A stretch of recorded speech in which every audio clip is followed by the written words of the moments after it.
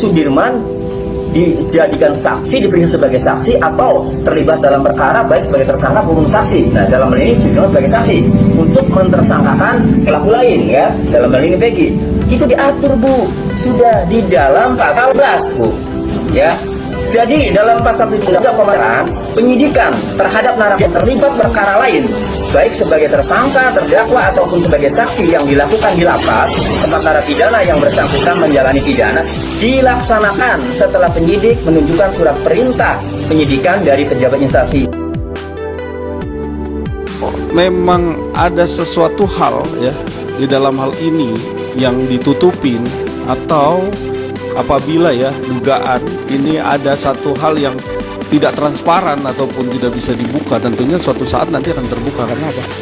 Karena ini menjadi perhatian publik.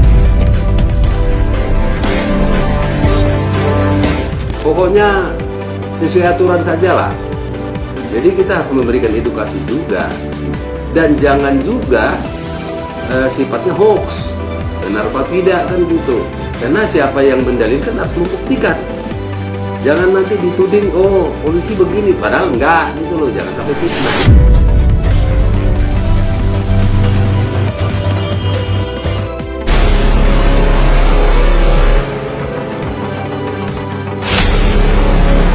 Guys, mantap, alhamdulillah.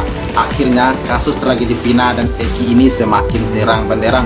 Yang paling lagi itu kesaksian Sudirman itu benar-benar nyata dan tertulis kalau dia benar-benar diarahkan oleh penyidik untuk berucap apa yang ada saat itu ya. Kalau dia istilahnya itu disuruh berbohong begitu ya, guys. Ini benar-benar terbongkar saat ini. Ini kita menunggu sportivitas dari penegak hukum aja ini. Apakah mereka benar-benar jujur, adil gitu ya. Sampai Reza Indragiri dan Pak Susno Dwaji menantang kesportivitasan dari pihak penegak hukum. Wow, keren. Nah, siapa sebenarnya? Ini dia. Let's. Sidang tahun 2016 itu nyata, Ini dia, nyata. Apa itu nyata? Sudirman memberikan keterangan, ya kan, ini keterangan Sudirman kan gitu ya. Ini kita sebut satu nama Sudirman. Ada poin yang dibilang bahwa saya memberikan keterangan karena mengikuti apa yang ditulis di papan tulis. Ya. Ada itu nyata. Gila, Jadi kan, kalau gila itu. kalau mohon maaf penyidik atau kepolisian mau bermain fair, kenapa tidak berangkat dari itu? Keterangan Sudirman itu dibuat Karena mengikuti yang ditulis di papan disebutkan tulis. di dalam Ditulis persidangan di dan dalam ada di tulis. berita acara Gila. pemeriksaan. Betul. Coba bayangkan.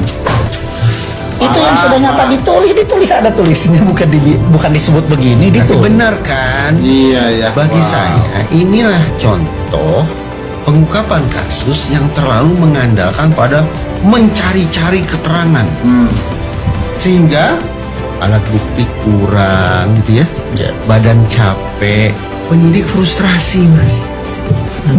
Akhirnya dalam kondisi letih dan kondisi frustrasi apa? Memang rawan tergoda untuk main tangan. Oh iya. Teman dieksploitasi oleh diduga oknum polisi untuk membuat rekayasa kasus.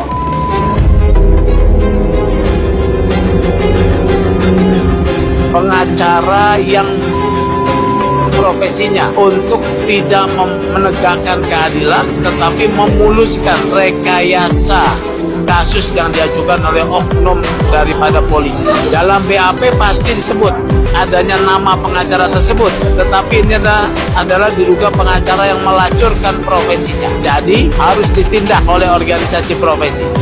Ketua IPW, Sugeng Teguh Santoso, meminta mantan pengacara Sudirman, terpidana kasus Vina Cirebon, diberi sanksi tegas.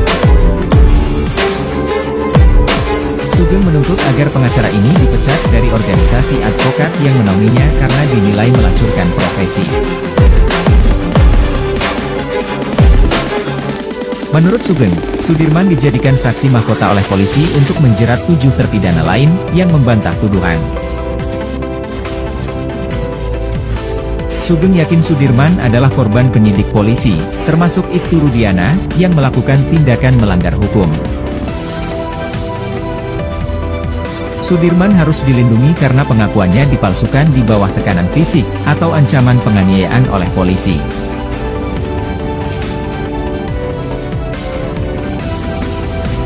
Ironisnya, pengacara yang seharusnya membela Sudirman justru membantu oknum penyidik untuk memuluskan rekayasa kasus.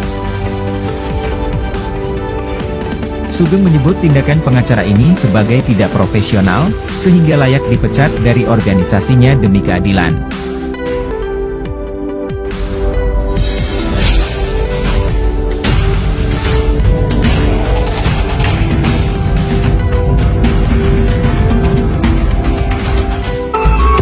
Saudara Sudirman dijadikan seperti saksi mahkota oleh kepolisian untuk menjerat 7 terpidana lain.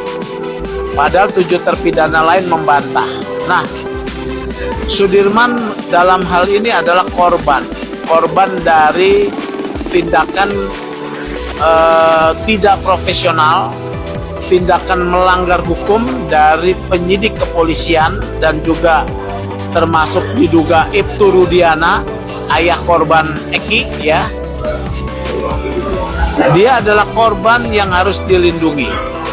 Walaupun kemudian Sudirman mengakui bahwa dia melakukan tindak pidana, sebetulnya ini adalah pengakuan yang palsu, ya. Pengakuan yang didapatkan karena tekanan fisik, dianiaya.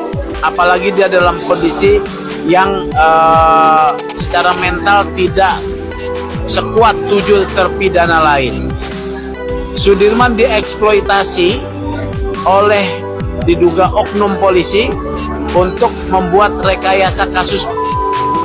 Padahal kasus ini bukan kasus. Sudirman kemudian juga mendapatkan penganiayaan. Mungkin juga dia mendapatkan janji-janji, ya. Tetapi yang pasti penganiayaan dialami. Yang kemudian juga membuat sesat adalah peran advokat.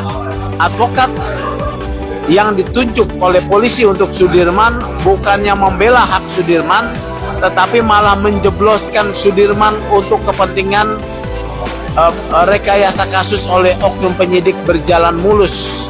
Pengacara yang seperti ini harus dipecat dari organisasi profesi manapun, ya. Pengacara yang menjadi alat dari oknum penyidik guna memuluskan rekayasa kasus harus dipecat oleh organisasinya. Pengacara ini justru adalah pengacara abal-abal, ya. Pengacara yang profesinya untuk tidak menegakkan keadilan tetapi memuluskan rekayasa kasus yang diajukan oleh oknum daripada polisi. Dalam BAP pasti disebut adanya nama pengacara tersebut, tetapi ini adalah diduga pengacara yang profesinya. Jadi harus ditindak oleh organisasi profesi. Memang dalam kasus-kasus yang bernuansa adanya unprofessional conduct, ya, atau kasus yang berusaha memeras keterangan dari terperiksa untuk mengaku dengan pendekatan kekerasan, pasti terperiksa akan diasingkan, ya. Tidak bisa dibesuk, tidak bisa ditemui oleh pengacara yang ditunjuk keluarga atau keluarganya sendiri atau oleh orang lain. Karena dalam praktek pemaksaan untuk mendapatkan pengakuan pasti ada luka-luka, ya.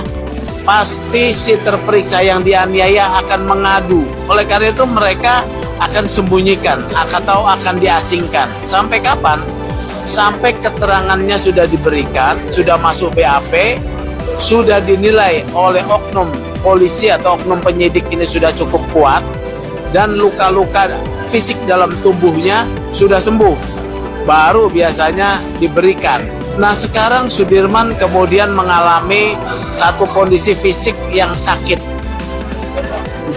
Menurut saya, LPSK harus memberikan perlindungan